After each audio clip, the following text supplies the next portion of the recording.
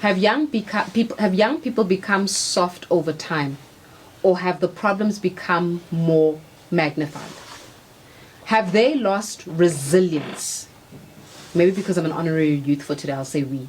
Have we lost resilience? The ability to overcome difficulties and overcome and overcome and overcome?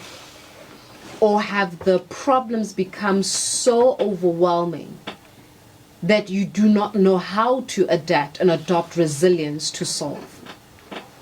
Is the issue resilience, or is the issue the types of problems you are navigating? So this is something, so when you look at the generation in the 70s, they never had those things. So when you look at the amount of information we're dealing with now, and there's less attention.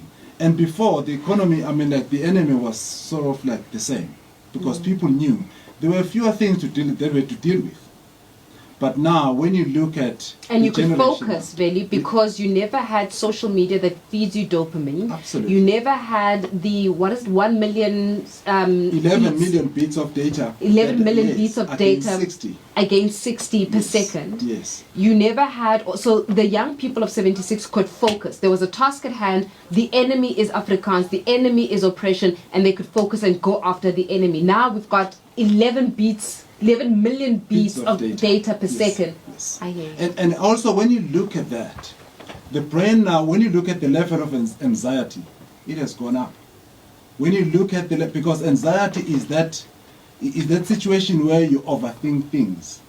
You are worried about the possible outcomes, but you are not being able to focus exactly on what is happening right now.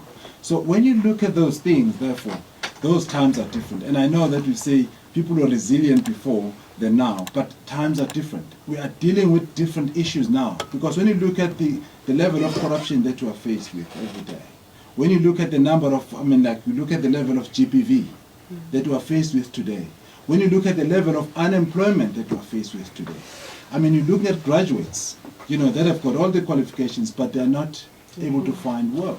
So now, those are the things that are driving the youth. And also when you look at the level of, we're not sort of like more of a goal-driven society. Why? We have become more of an entertainment-driven society. Why?